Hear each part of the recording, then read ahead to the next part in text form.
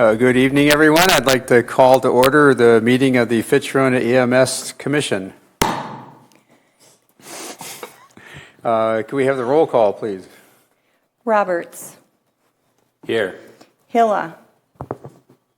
Here. Lonsdorf. Here. Paul. Here. Lytle. Here. Johnson. Kaiser McHenry. Wheeler. Here. Lugenbo. Here. Anderson. Here. Dostalek. Here. All right, so we do have a quorum. We'll move ahead to public comment. A lot of members of the public are here. Anyone want to make a comment? Oh, Okay.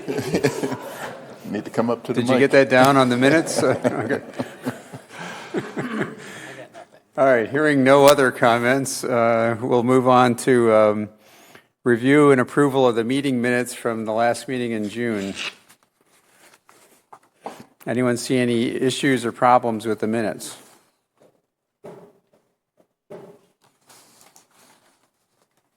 right, so can I have a motion to approve them? I'll make a motion to approve the minutes. All right, is there a second?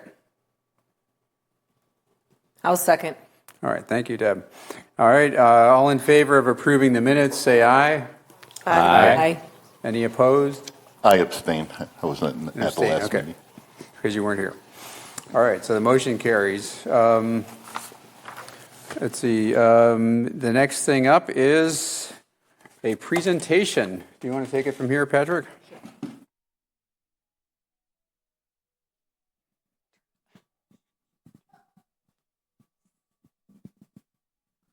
Molly, if you want to come on up.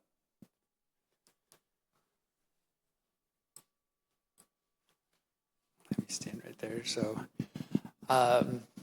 to the commission members and your family who are all present, Molly Olson wanted to just do some quick words. Molly got pinned, so she got sworn in for us about 2 years ago. But I'd like to share a little bit of the story of how she ended up here. So all of this started about 6 years ago. A commission meeting in a small group about 6 years ago kind of undertook the task of how do we work on getting the underrepresented populations into the field of EMS. So it was a partnership with Madison College and us, and actually Sun Prairie EMS, that got us to this point of working with that next generation program, and a very hand-selected student who was truly given to Fitch-Rona to be the first one to go through our EMS internship program, really the first EMS internship program in the county. So congratulations to Molly. She was that first person to come to us. She set that bar really, really high for everybody who comes after her. So has been and will continue to be a phenomenal asset for us, or as our goal was to increase our underrepresented populations in our field. Wherever she ends up, she will be a huge asset. So it's not really a swearing in tonight, but it's a big event if she has finally passed or graduated. Not finally. She has successfully passed and graduated from her EMT course to becoming a paramedic. So we are going to change out her EMT badge and her EMT rocker and award her her paramedic badge and her paramedic rocker tonight. And she has one of our staff who worked with her as a kind of a co-mentor, I guess, is going to change it out for her. So if Andrew wants to come up. Did you want to say anything? Did you want to say anything? Would you like Eleanor to say something over there? She got her words in. That's for the record.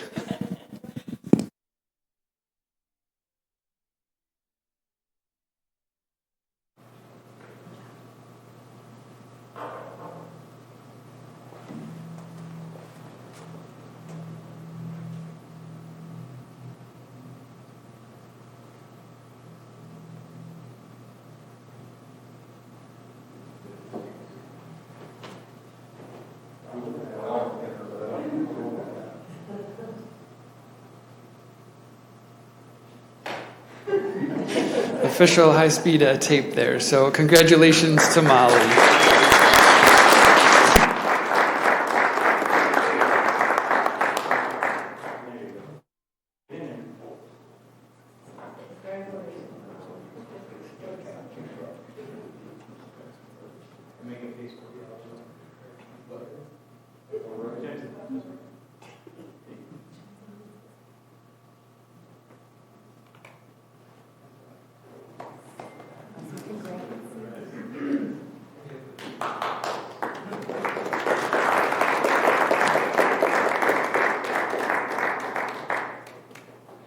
All right, congratulations, Molly. Good work.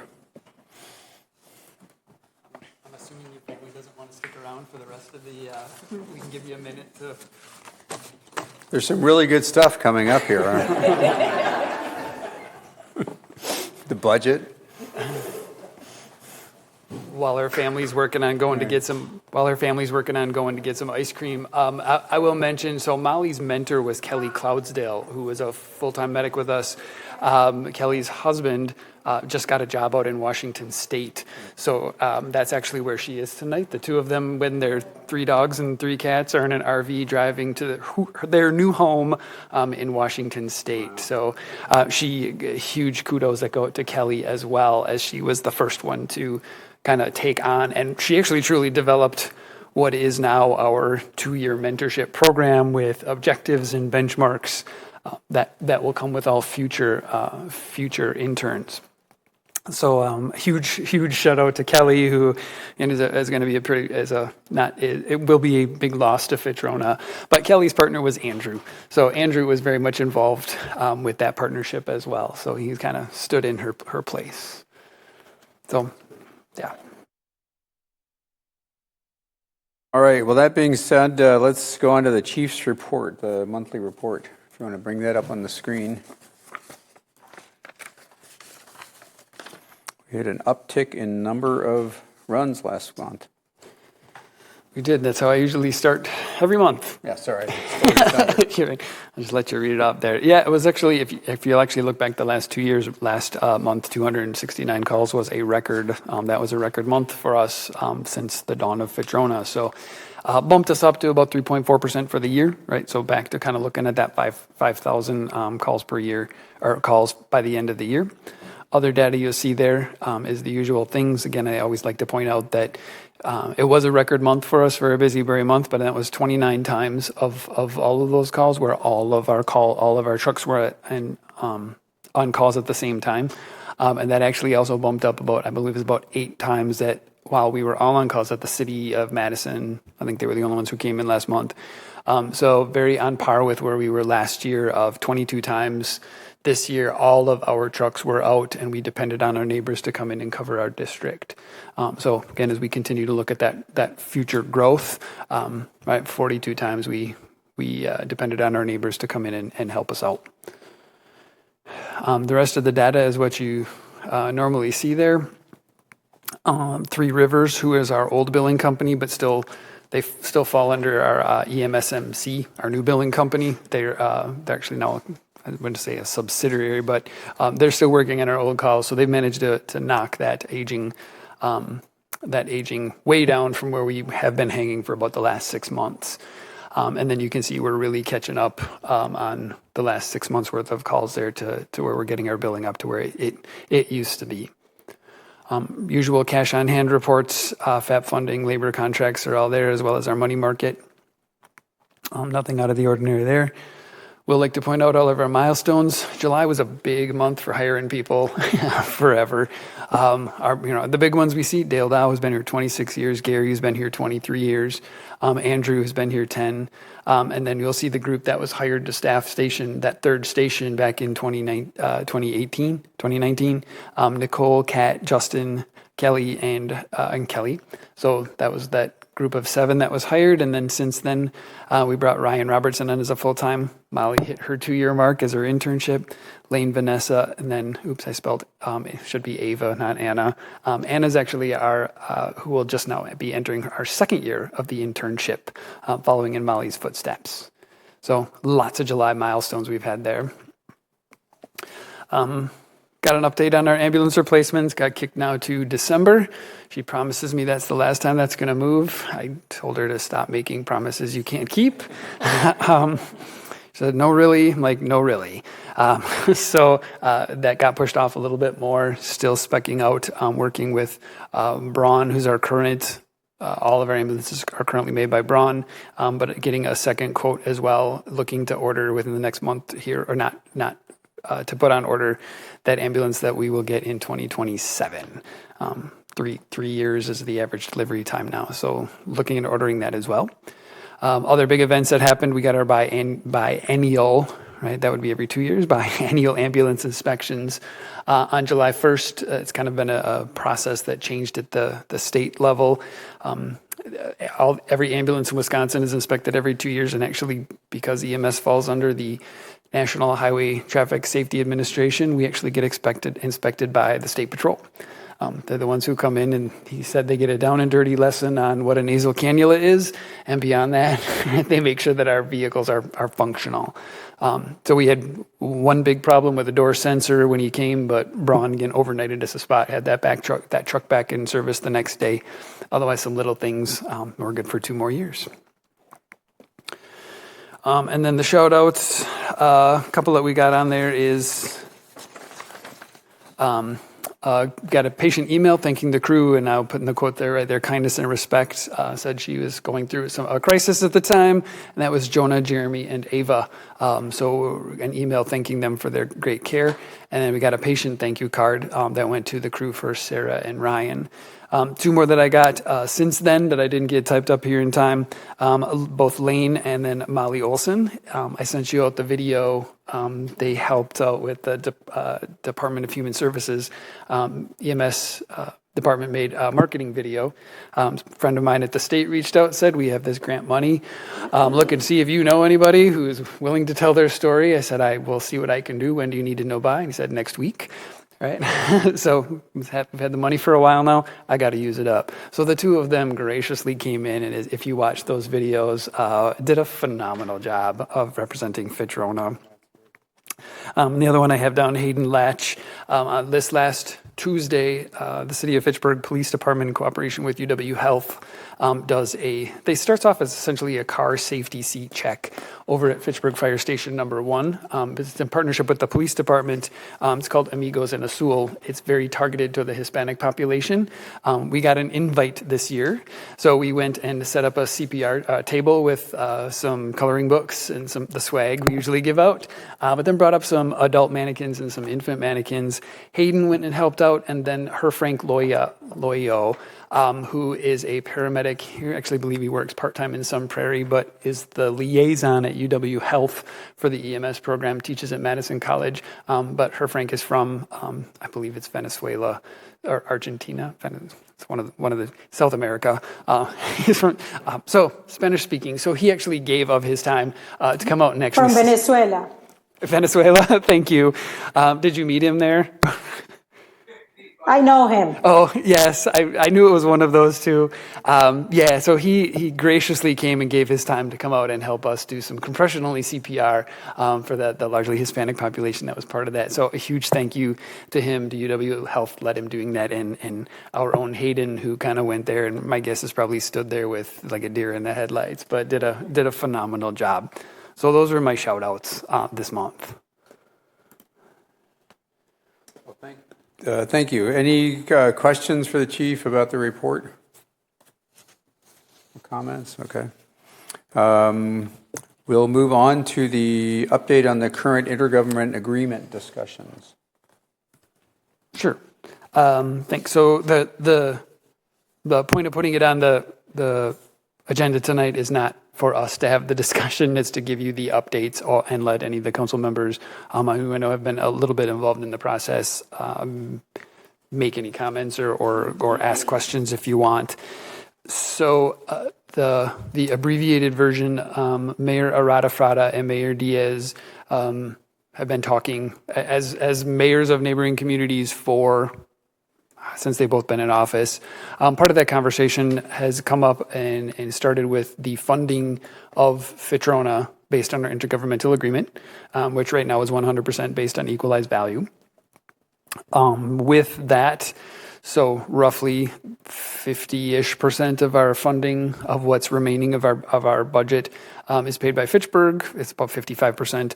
About 40% is paid for by the city of Verona, and then 5% by the town of Verona, if that math works, something like that.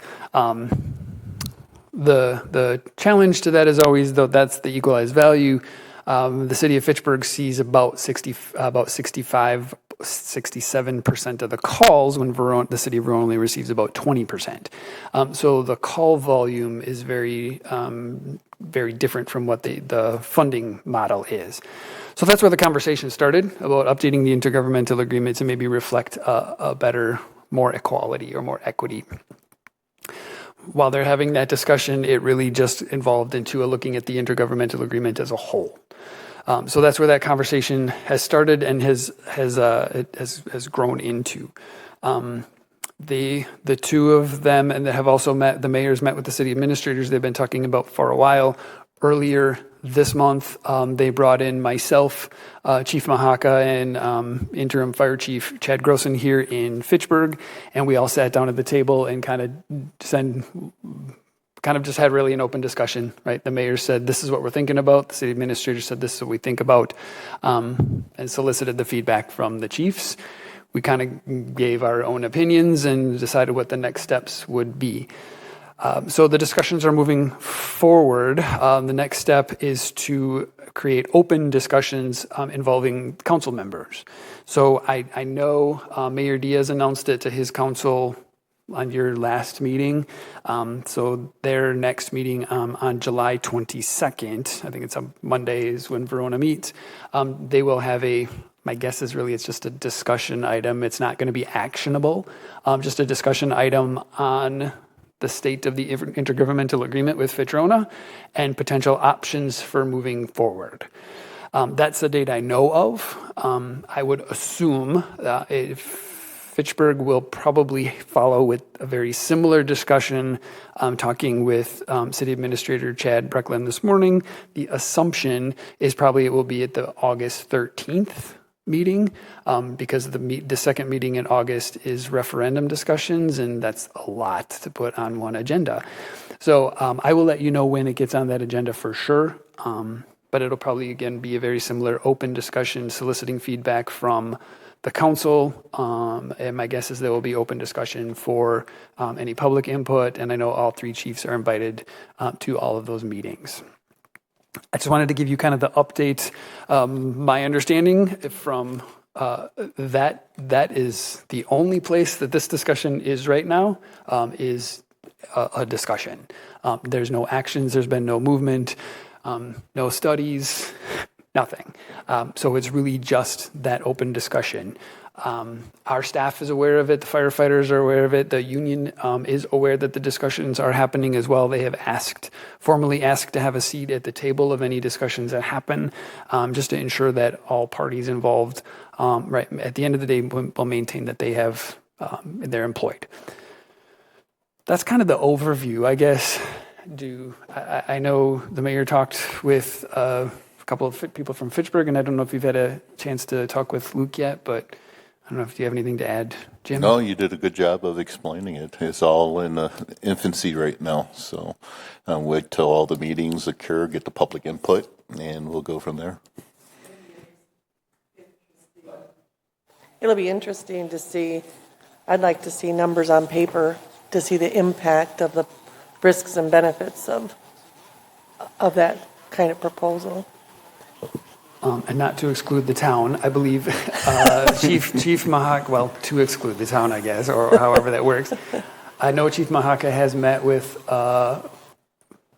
Mark, town president, whatever his title, Mark Keller. I know they met with Mark and with Sarah. I think that was last week. I actually reached out to Mark this morning, so I'm going to meet with Mark and Sarah as well in about 2 weeks. So that they get. I think the town may hear. Oh, sorry. I think the town may hear about it at our board meeting on the 7th of August. Okay. I'm not sure whether that'll be on the agenda, but can we express an opinion now, or for the council members that are here? Or?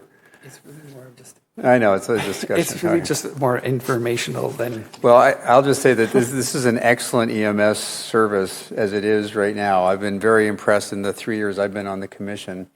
And I would hate to see it break up into two separate units. I just think it's going to add a lot of cost for little benefit in terms of quality. This is really just a discussion about money, and I just hope we can figure it all out. So it's not going to make it a better organization or two organizations, in my opinion. So Hey, Patrick, has this come up before? I thought I heard like 5 years ago, maybe it came up. Yeah, I mean, I'd like to say it jokingly, but it's been about every 5 years since 1982. Again, I'd like to be joking, but it seriously. But yes, about 5 years ago, 2019, James, I don't know if you know that date, 2018, 2019-ish, the city of Fitchburg actually commissioned a study for a very similar thing. Yes. Okay, thanks. I think a lot of problems are because of Epic, and this is, I think, in Verona has a huge value because of Epic. Without that many people that need the ambulance there, and so I think that's what's skewing all of the runs and the data. So, anybody else want to, Patrick? For my perspective, having been on the commission for a month and a half at this point, I share concerns. I feel like there's a lot of additional information and perspectives I'd like to hear. So to that extent, I'm very open to hearing other people's opinions. The very little that it's been discussed in the Verona City Council, there's a strong, consistent perspective that we want to make sure that no staff are lost whatever happens, and that's probably my greatest concern is that we have an enviable position relatively to some other agencies in being able to get great qualified staff, and I would be very disappointed if any of this impacted that. So I think that's first and foremost in my mind, and any other council members that I've heard from in Verona. Thank you. All right, any other discussion or comments? All right. Thank you for coming, though. I guess the one thing I would ask of the commission is that we're really transparent. Patrick's about as transparent as any chief that I have ever worked with. And so if there is any question about anything that may come up that's on your mind, please don't hesitate to reach out to him by email, call him, stop at the station, because the only way that all of the information may get out appropriately is to ask the questions. And there isn't anything that he would hide, that we would hide, that the union members would hide about how we feel about the department and really how we think the department operates. So ask the questions, please. That's what we're here for.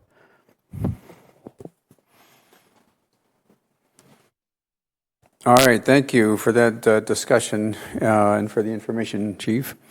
The next thing would be the Resolution 2024-2, approval of the GASP 54. Oh, oops, I missed it. All right, sorry. Review and approval of the accounts payable checks. Does anyone have any comments about them or any concerns about any checks that they saw?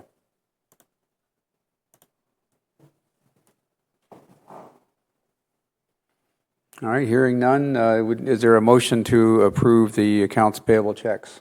I make a motion to approve the accounts payable checks. Second? Second. Thank you, Patrick. And all in favor, say aye. Aye. Any opposed? All right, now we can move on to the exciting approval of the GASB 54. I think we need a word-for-word reading of the resolution, or? No. No, not that. No, it's checking the box. All right. So it's every month, as I've explained it every month. It's a government accounting thing that every month you as a commission need to define money that I cannot spend in a nutshell, right? So there's three numbers on there that don't change: the spendable, non-spendable inventory, the prepaid expenses, and essentially, and until we do contract negotiations, those numbers will never change. Those come from the auditor. So we just got those a couple months ago. The only number that changes here every month is the sick leave liability, and because that account accrues interest. So that number will accrue every month. What you're just saying is the commission is setting aside that money every month for those things. Just need some motions and somebody to scribble All a right. signature. Anybody want to move to approve the resolution 2024-02? I move approval. Second? Second? Any further discussion? All in favor say aye. Aye. Any opposed? All right, passed. Now we can move on to the budget. Oh boy. We heard a little bit about the budget last meeting, but now more detail and maybe we're going to say those words again. We're going to submit this to the council. Sure. So there's not actually much more detail than what you saw last month, so the purpose was to present it last month, let you rest and digest it, and come up back with any questions. I didn't hear any questions. There is one change that occurred, and that's, I apologize for all the emails you got. It just happened yesterday. And Jim, I don't know if you got a chance to look at it, not being here last month, but where the revenue came from. The one change from when I talked about the budget summary last month is we did just get updated WRS, which is Wisconsin State Retirement numbers, which I'm guessing everybody got. That is a number we do not control. That number is dictated by the state. For us, that went up 0.7%. So that actually adds a pretty significant chunk into the budget because that's all of our full-time employees and actually a handful of our part-timers. So that's an additional 0.7% on their salary.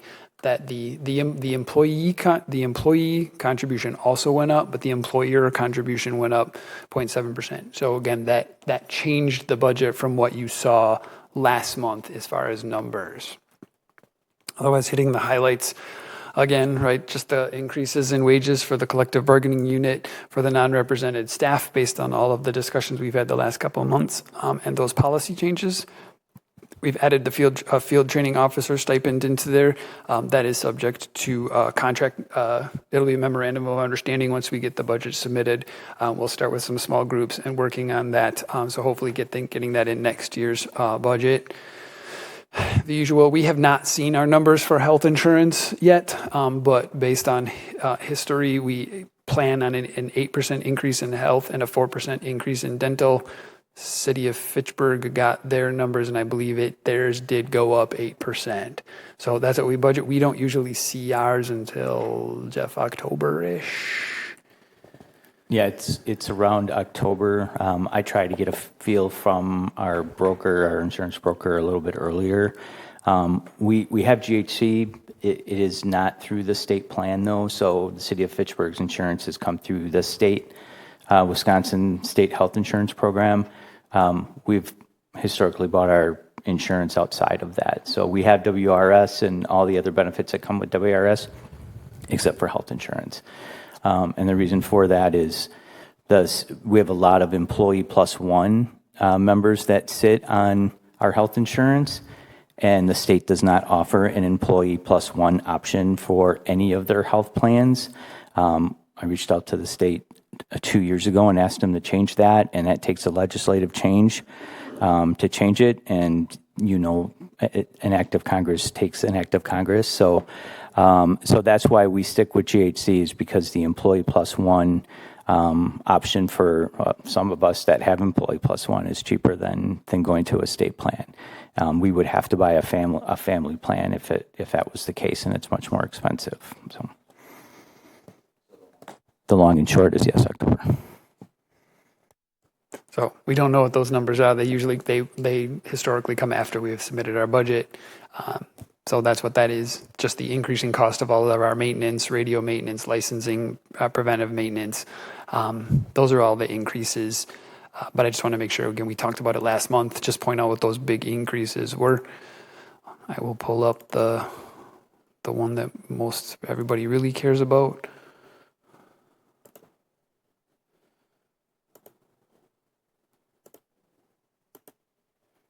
So I give you the summary because that's a good summary of what this big page is here, right? So this is what it looks like by the numbers. What it did is last month you saw was a 1.1% increase. So with the increase in the WRS, it went up to 1.8%. I remind you that that dollar amount is what it's based on. Now, all of this changes when equalized value gets published on July 31st or August 1st. So you'll get a new copy of this, and that is what I submit. Fitchburg is always about a month ahead of where Verona is as far as where budget submissions are. So I will submit it to Fitchburg on August 1st, and then sometime shortly after that, I will get it to Brian and Sarah out at the town based on that equalized value. So we overall have overall, if I go down to the bottom, our overall budget went up 3.9%, but because we can offset that with our increasing in call volume, and when we raised rates to a more competitive rate last November with the new billing company, we can offset that 3.9% and bring that down to roughly about 2% for the municipalities, which will again change when equalized value comes out. So that is really what I presented last month, unless anybody's got any questions. Reminder that you approve the budget for submission to the municipalities. Based on our intergovernmental agreement, this budget still has to go through the normal budgetary approval process at each municipality and actually does have to be passed unanimously by each one of those municipalities. So you're just making a motion, what you're looking for, right? You're just making a motion to approve the submission of this to the municipalities once we get equalized value. If that makes sense, or anybody's got any questions? Any questions for the chief? Patrick. Patrick.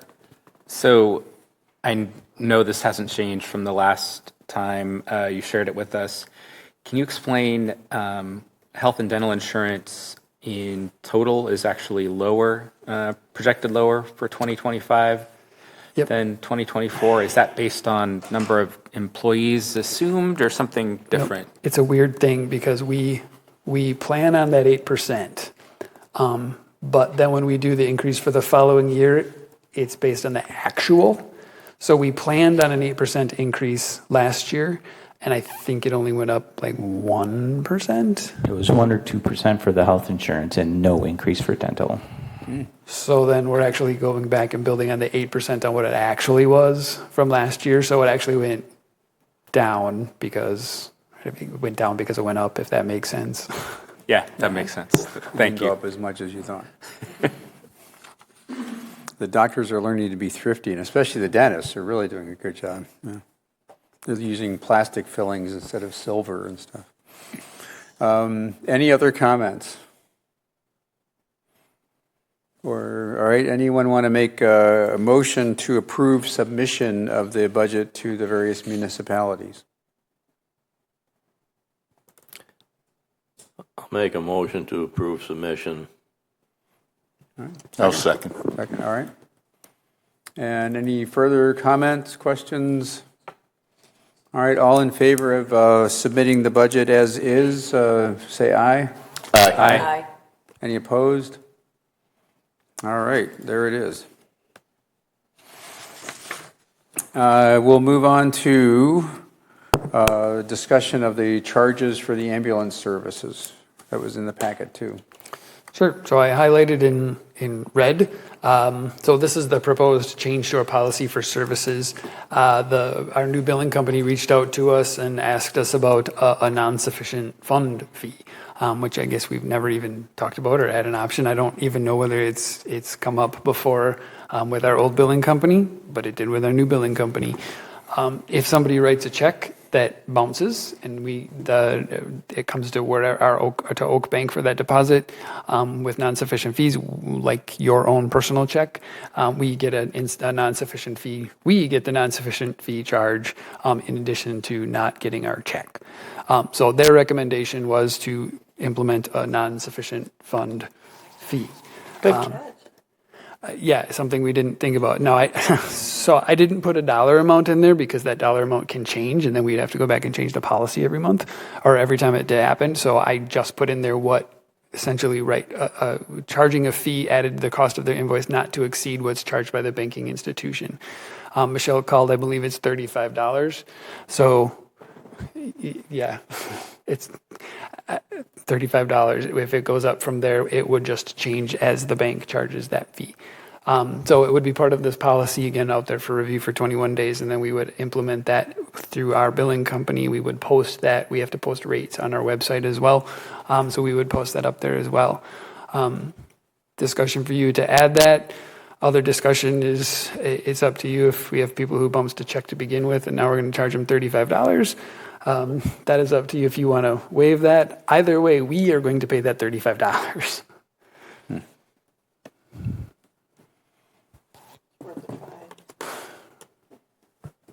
You want to turn on your microphone.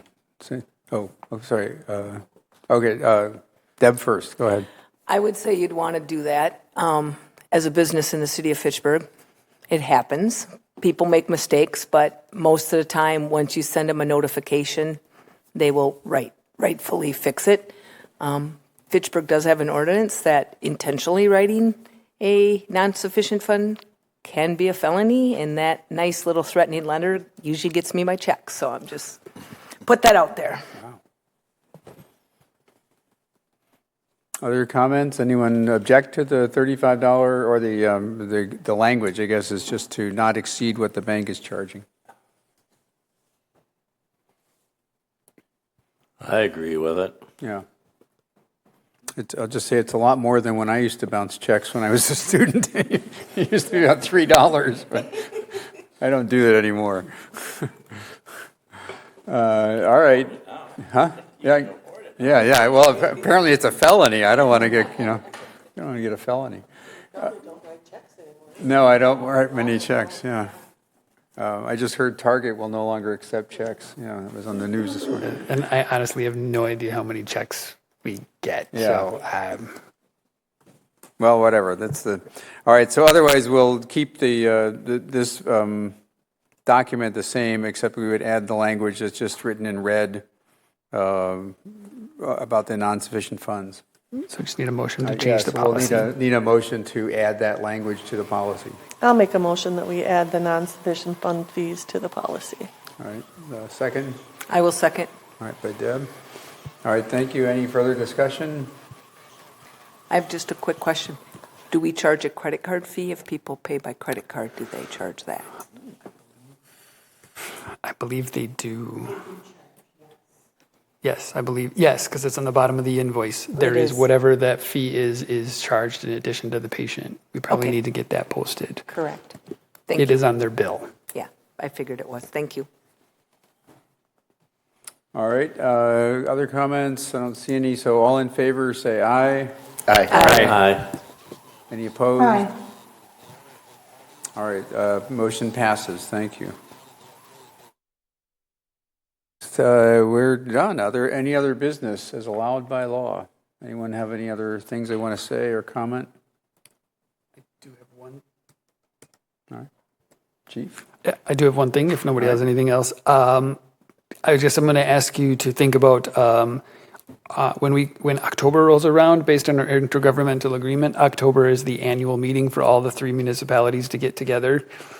Traditionally, have given a kind of state of the EMS agency and present them the budget as a whole. To what I presented here, you kind of spot by spot, and essentially it's a mini commission meeting for all the municipalities.